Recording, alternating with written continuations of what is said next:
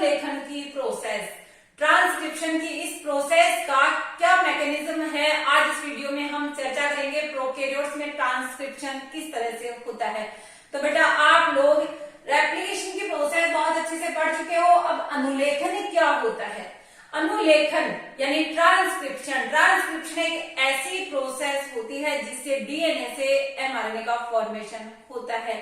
Central dogma of molecular biology के according DNA से RNA का फॉर्मेशन और आरएनए से प्रोटीन का फॉर्मेशन होता है। जब डीएनए से आनुवांशिक सूचनाओं का स्थानांतरण आरएनए बनने पर होता है तो इस प्रोसेस को ट्रांसक्रिप्शन कहते हैं। यानी कि डीएनए से आरएनए में प्रतिलिपिकरण जो होता है इस प्रोसेस को हम ट्रांसक्रिप्शन कहते हैं, अनुलेखन कहते हैं। चलिए, डीएनए से एमआरएनए का फॉर्मेशन होना अनुलेखन और एमआरएनए आगे प्रोटीन का फॉर्मेशन करेगा, ये होती है अनुवादन या ट्रांसलेशन।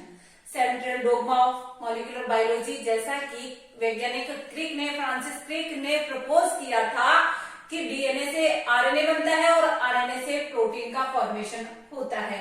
तो बेटा ट्रांसक्रिप्शन की जो प्रोसेस होती है वो यूकेरियोट्स में और प्रोकैरियोट्स में डिफरेंट टाइप की होती है, कुछ सिमिलरिटीज भी होती है। तो आज इस ट्रांसक्रिप्शन या अनुलेखन को हम प्रोकैरियोट्स में स्टडी करने वाले हैं। प्रोकैरियोट्स में ये जो ट्रांसक्रिप्शन की प्रोसेस होती है ये साइटोप्लाज्म में संपन्न होती है, यानी कोशिका द्रव्य में संपन्न होती है। यूकेरियोट्स में न्यूक्लियस में संपन्न होती है। प्रोकैरियोट्स में ई कोलाई में, आज हम इसको स्टडी करेंगे, ई कोलाई बैक्टीरिया प्रोकैरियोट्स में। बेटा ट्रांसक्रिप्शन की प्रोसेस को आप पढ़ो उससे पहले आपको कुछ पुरानी चीजें याद करनी है, जैसा कि ट्रांसक्रिप्शन में पूरकता के सिद्धांत का अनुपालन होता है। पूरकता के सिद्धांत का मतलब होता है एडेनिन थायमिन से संबंध बनाता है और ग्वानिन साइटोसिन से संबंध बनाता है, यानी कि प्यूरिन और पिरिमिडिन दोनों में कॉम्बिनेशन जो होता है डबल बंध और त्रिबंध के द्वारा, इनका जो संबंध है डबल बंध और त्रिबंध के द्वारा ये चार्गाफ नियम के अनुसार चलता है। हालांकि डीएनए से जब एमआरएनए का फॉर्मेशन होगा तो यहाँ पर जो थायमिन है इस थायमिन के स्थान पर यूरेसिल जुड़ेगा। यहाँ पर यूरेसिल, आरएनए में यूरेसिल यहाँ पर ऐड होगा। पूरकता का सिद्धांत, चार्गाफ का नियम हम पढ़ चुके हैं। चलिए आगे, डीएनए की केवल एक स्ट्रैंड ही एमआरएनए का फॉर्मेशन करेगी। बेटा ध्यान रखिए, डीएनए का एक स्ट्रैंड ही एमआरएनए को बनाएगा, आरएनए को बनाएगा। जो आरएनए निर्मित होगा वो भी कंप्लीट द्विकुंडलित संरचना डीएनए की होती है और इस द्विकुंडलित संरचना में ऐसा नहीं कि पूरा का पूरा जो है डीएनए इस एमआरएनए को बनाने में लग जाता है। डीएनए का केवल कुछ भाग एमआरएनए को या आरएनए को सिंथेसाइज करता है। तो डीएनए के एक स्ट्रैंड से आरएनए का बनना क्या कहलाता है? ट्रांसक्रिप्शन। इस ट्रांसक्रिप्शन की प्रोसेस में होता क्या है? आनुवांशिक सूचनाओं का स्थानांतरण होता है। आप रेप्लिकेशन की प्रोसेस पढ़ चुके हो। रेप्लिकेशन की प्रोसेस में आपने सेमी कंजर्वेटिव टाइप के रेप्लिकेशन, अर्ध संरक्षित प्रतिकृतियां पढ़ा था। बेटा एक चीज आपको नोट करना है कि semi conservative nature of replication आपने पढ़ा है। डीएनए के दोनों स्ट्रैंड्स जो है वो एक एक प्रति बनाते हैं और एक एक इनके पास पुराना स्ट्रैंड होता है। इस तरह से अर्ध संरक्षित प्रतिकृतियां होता है या रेप्लिकेशन होता है। वहां पर डीएनए के दोनों स्ट्रैंड काम करते हैं और यहाँ पर डीएनए का ओनली वन स्ट्रैंड, एक स्ट्रैंड यहाँ पर एमआरएनए का फॉर्मेशन करेगा। तो डीएनए का केवल एक स्ट्रैंड ही एमआरएनए बनाएगा, डीएनए का कुछ भाग ही एमआरएनए को सिंथेसाइज करेगा। चलिए देखते हैं इस प्रोसेस में होता क्या है। ये जो डीएनए है द्विकुंडलित संरचना होती है। बच्चों आपने पढ़ा है डीएनए द्विकुंडलित संरचना होती है, जैसा कि वाटसन और क्रिक ने आपको बता दिया। डीएनए के स्ट्रक्चर भी हम पढ़ चुके हैं। इसमें जो दोनों स्ट्रैंड्स है इनमें पोलैरिटी पाई जाती है, एक की 3' से 5 प्राइम की तरफ और एक की दूसरे की 5 प्राइम से 5 से 3' की तरफ या 3 प्राइम की तरफ पोलैरिटी पाई जाती है। चलिए हम देखते हैं कि जो कोडिंग जो mRNA बनता है वो किस स्टैंड पे बनता है, इनके नाम क्या क्या हैं। बेटा 3 से 5 प्राइम की तरफ जो पोलैरिटी पाई जाती है इसको हम टेम्पलेट स्टैंड कहते हैं, और जो 5 प्राइम से 3 या 3 प्राइम की तरफ पोलैरिटी पाई जाती है इसको कोडिंग स्टैंड कहते हैं। जो mRNA फॉर्म होता है, mRNA जो बनता है वो इस टेम्पलेट स्टैंड पर फॉर्म होता है। इसमें मेन रोल किसका होता है बेटा, इसमें मेन रोल होता है RNA पॉलीमरेज का। किसका होता है, RNA पॉलीमरेज का इसमें मेन रोल होता है। ये RNA पॉलीमरेज क्या करता है, ये जो है इन न्यूक्लियोटाइड्स को A, T, G, C ये क्या है, ये न्यूक्लियोटाइड्स हैं, ये नाइट्रोजनस बेस हैं।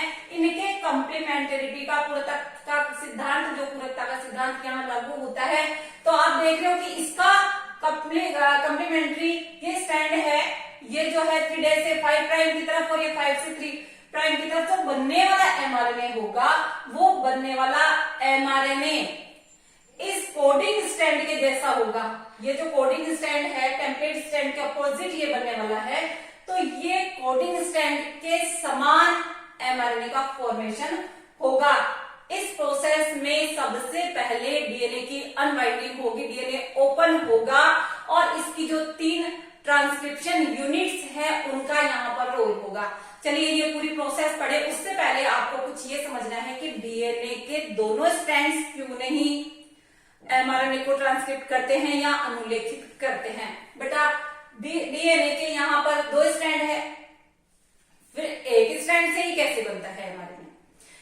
देखिए अगर यहाँ पर दोनों स्ट्रैंड्स डीएनए के ओपन होकर के mRNA बनाते हैं, जैसे कि 2 स्ट्रैंड कौन कौन से हैं, ये है पहला स्ट्रैंड, ठीक है, और ये है डीएनए का दूसरा स्ट्रैंड।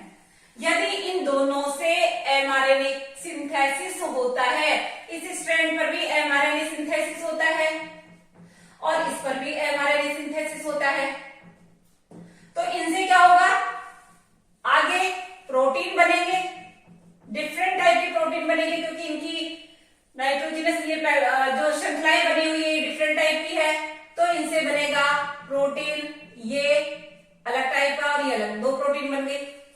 लेकिन बेटा 2 प्रोटीन यहाँ पर कोड नहीं होती है, यहाँ पर जो रूल है इस रूल के अकॉर्डिंग 2 प्रोटीन यहाँ पर कोड नहीं करता है। इस रूल्स रेगुलेशंस के अकॉर्डिंग यहाँ पर डीएनए से आरएनए, आरएनए से प्रोटीन का सिंथेसिस होता है। तो यहाँ पर ये जो 3' से 5 और 5 से 3' प्राइम है, इसमें जो टेम्पलेट स्टैंड है, इस टेम्पलेट स्टैंड पर यहाँ पर mRNA का फॉर्मेशन होगा, और ये mRNA किस तरह से आरएनए पॉलीमरेज प्रमोटर साइट पर जुड़कर जो ट्रांसक्रिप्शन यूनिट्स है इनका उपयोग होते हुए कैसे mRNA बनाएगा, ये हम देखेंगे। इससे पहले आप इसको नोट डाउन कर लीजिए ताकि इस प्रोसेस को आगे क्लियर करें।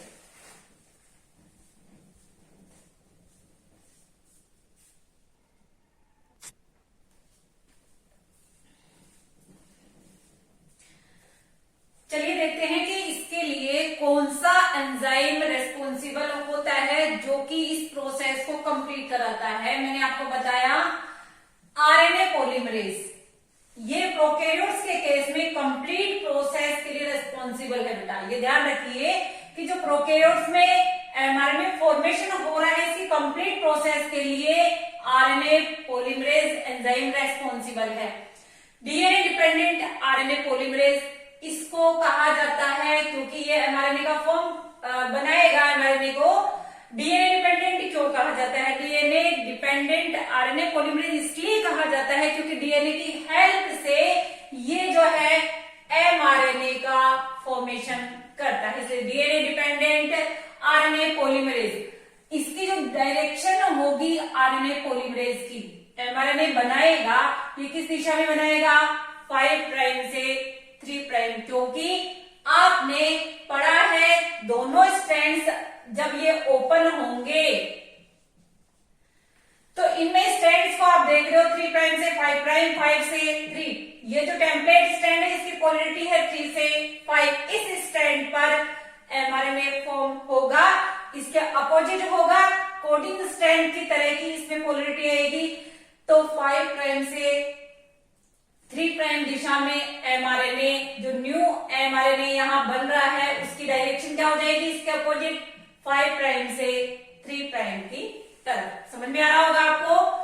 टेम्पलेट स्ट्रैंड की यदि आपसे पोलरिटी पूछे कि टेम्पलेट स्ट्रैंड जिस पर एमआरएनए निर्मित हो रहा है उस टेम्पलेट स्ट्रैंड की पोलरिटी क्या है, तो बेटा इस स्ट्रैंड की पोलरिटी 3 प्राइम से 5 प्राइम की होगी। क्लियर है। चलिए, इस प्रोसेस में ये जो डबल स्ट्रैंडेड डीएनए है जो ओपन होगा, अनवाइंडिंग होगी, स्ट्रक्चरल जीन पर एमआरएनए फॉर्मेशन होगा, इसमें ट्रांसक्रिप्शन यूनिट्स या अनुलेखन इकाइयां कौन कौन सी होगी। बेटा इस पर अनुलेखन इकाई होगी जो 3 होती है, प्रमोटर, स्ट्रक्चरल और टर्मिनेटर। अनुलेखन इकाई, ट्रांसक्रिप्शन यूनिट्स हम इनको कहते हैं। प्रमोटर का कार्य क्या है, सुनना ध्यान से। प्रमोटर का कार्य है इस प्रोसेस को इनिशिएट करना, शुरू करना। और शुरू करने के लिए जो आरएनए पॉलीमरेज है वो आकर के इस प्रमोटर साइट पर बाइंड करता है। बच्चों ध्यान रखिए, प्रमोटर साइट पर कौन कौन बाइंड करेगा, आरएनए पॉलीमरेज। और इस आरएनए पॉलीमरेज को कौन लेके आएगा, इस आरएनए पॉलीमरेज को यहाँ पर सिग्मा फैक्टर पकड़ करके लाएगा, खींच के लाएगा कि चल आरएनए फॉर्म करेंगे। ठीक है, चलिए प्रमोटर साइट। देन इसके बाद स्ट्रक्चरल जो जीन यहाँ पर यूनिट है, स्ट्रक्चरल यूनिट है, ये यहाँ पर ये जो नाइट्रोजनस बेस है इनके कॉम्प्लीमेंट्री न्यूक्लियोटाइड से जुड़ते चले जाएंगे और एमआरएनए का फॉर्मेशन यहाँ होगा। इसमें ये ध्यान रखना है कि ट्रांसक्रिप्शन की प्रोसेस में अनबाइंडिंग होती जाती है, एमआरएनए का स्ट्रैंड बनता जाता है, फिर पीछे की साइड वापस इसकी बाइंडिंग होती जाती है। चलिए, ये हुआ स्ट्रक्चरल जीन का काम। स्ट्रक्चरल जीन का काम हो रहा है एमआरएनए का फॉर्मेशन करना। प्रमोटर इनिशिएट कर रहा है, सिग्मा फैक्टर, आरएनए पॉलीमरेज दोनों मिलकर के इसको प्रोसेस को इनिशिएट कर रहे हैं, शुरू कर रहे हैं। Then terminator. बेटा टर्मिनेटर का क्या कार्य है, जैसा कि नाम से क्लियर हो रहा है, टर्मिनेटर क्या कार्य करेगा। टर्मिनेटर जो है टर्मिनेट करेगा इस प्रोसेस का, दी एंड करेगा, इसको खत्म कर देगा कि बन गया एमआरएनए, अब इस प्रोसेस को बंद करिए। तो टर्मिनेटर का कार्य कैसे होगा, अब सुनो ध्यान से। टर्मिनेटर क्या कार्य करेगा, कैसे कार्य करेगा। इनिशिएट किसने किया, आरएनए पॉलीमरेज ने। किस पर, प्रमोटर साइट पर जाकर के कौन लेके गया, सिग्मा फैक्टर ले गया इसको। ठीक है, सिग्मा फैक्टर, आरएनए पॉलीमरेज दोनों मिलकर के इनिशिएट करते हैं इस प्रोसेस को। यहाँ पर ये स्ट्रैंड ओपन होता है 3 प्राइम से 5 प्राइम पर, जो टेम्पलेट स्ट्रैंड पर है उस पर एमआरएनए बनना शुरू होता है, इनिशिएट हो गया। देन एमआरएनए का फॉर्मेशन स्ट्रक्चरल जीन के द्वारा, स्ट्रक्चरल यूनिट के द्वारा होना चालू हो जाता है। जैसे जैसे प्रोसेस इलोंगेट होती है, 3 यहाँ पर कंडीशंस बनेगी, कौन कौन सी, इनिशिएशन, इलोंगेशन यानी एमआरएनए लंबा होता चला जाएगा, देन टर्मिनेशन, टर्मिनेट कर दिया जाएगा। अब देखो टर्मिनेट कैसे किया जाएगा, टर्मिनेट किया जाएगा बेटा टेम्पलेट स्ट्रैंड का 5 प्राइम। पहले तो ये देखो कि ये तीनों जो साइड, तीनों जो जगह हम निर्धारित कर रहे हैं वो किसके रेफरेंस में कर रहे हैं, ये कर रहे हैं इस कोडिंग स्ट्रैंड के रेफरेंस में। अगर आपसे पूछा जाए, बोर्ड एग्जाम में आपसे पूछा जा सकता है कि प्रमोटर जो स्थान है इस डीएनए में वो कहाँ है, आपको बताना है 5 प्राइम पर, किसके, कोडिंग स्ट्रैंड के 5 प्राइम पर। स्ट्रक्चरल जो साइड है, स्ट्रक्चरल जो यूनिट है वो कहाँ प्रेजेंट होती है, बीच में प्रेजेंट होती है। देन जो टर्मिनेटर रीजन होता है वो 3 प्राइम पर स्थित होता है, किसके, कोडिंग स्ट्रैंड के 3 प्राइम पर स्थित होता है, 5 प्राइम पर प्रमोटर स्थित होता है। चलिए अब देखते हैं टर्मिनेशन कैसे होता है। बेटा जब ये एमआरएनए यहाँ पर बन चुका होता है तो इस एमआरएनए को बाहर निकालना है, ये एमआरएनए बाहर निकल जाएगा। कैसे निकलेगा, जब इनका ये जो हाइब्रिड बना हुआ है डीएनए और एमआरएनए का, डीएनए का प्लस एमआरएनए फॉर्म हो रहा है, इसका जो हाइब्रिड बना हुआ है इस हाइब्रिड को तोड़ने का काम करेगा रो फैक्टर। ये रो फैक्टर है, ये रो फैक्टर डीएनए पॉलीमरेज को बाइंड करेगा और इसको अलग कर देगा। जैसे डीएनए पॉलीमरेज को बाइंड करके अलग करेगा, ये जो है बना हुआ एमआरएनए अलग हो जाएगा और इस प्रोसेस को टर्मिनेट कर दिया जाएगा।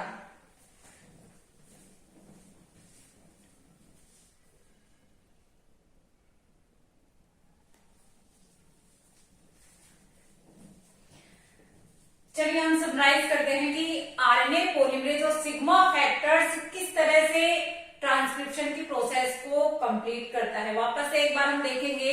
बेटा रेप्लिकेशन की प्रोसेस के बारे में आपने पढ़ा है, तो वापस में एक बार रिपीट कर रही हूं कि रेप्लिकेशन डीएनए के दोनों स्ट्रैंड्स पर होता है। ठीक है, ट्रांसक्रिप्शन की जो प्रोसेस है केवल एक स्ट्रैंड पर कंप्लीट हो रही है। ध्यान रखिएगा, आप पढ़ चुके हो पिछले वीडियोस में। इस वीडियो के डिस्क्रिप्शन बॉक्स में पिछले वीडियो के जो लिंक है वो आपको मिल जाएंगे, आप देख लेना, क्योंकि आप पहले के नहीं देखोगे तो आपको ये समझ में नहीं आएगा।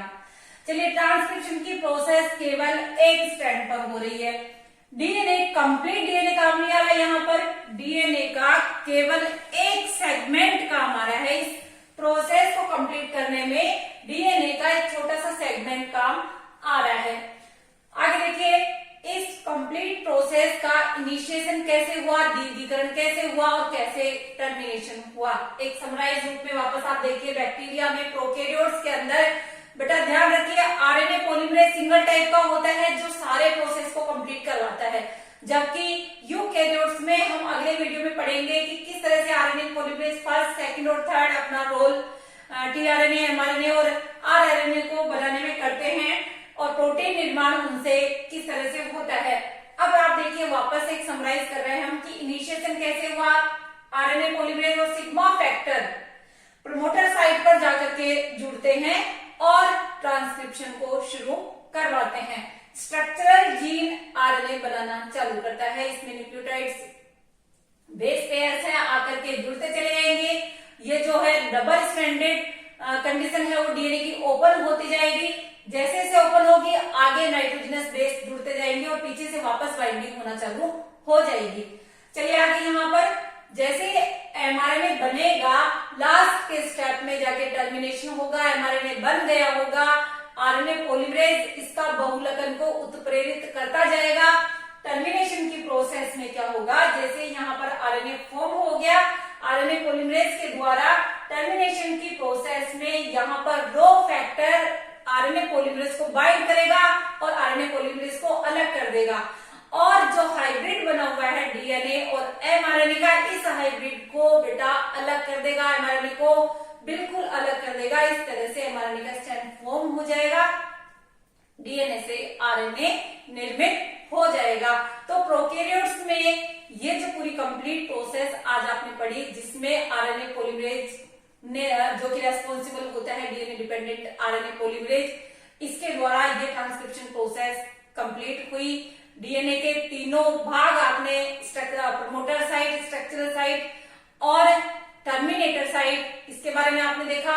जो कोडिंग स्ट्रैंड पर प्रमोटर साइट विद्यमान होती है, आपको कोडिंग स्ट्रैंड के रेफरेंस में आपको ये बताना है कि अगर आपसे पूछा जाए प्रमोटर कहाँ उपस्थित होता है, तो आपको कोडिंग स्ट्रैंड के रेफरेंस में आपको इसकी पोजीशन बतानी है कि 5 प्राइम पर प्रमोटर विद्यमान होता है। ठीक है, आपने बहुत अच्छे से इस चीज को आज समझा होगा। उम्मीद करती हूँ कि आपको ये प्रोसेस, कंप्लीट ट्रांसक्रिप्शन का प्रोसेस प्रोकैरियोट्स में जो होता है ये समझ में आया होगा। देन यूकैरियोट्स में आपको फिर से अगले वीडियो में समझाऊंगी। Okay guys, thanks for watching.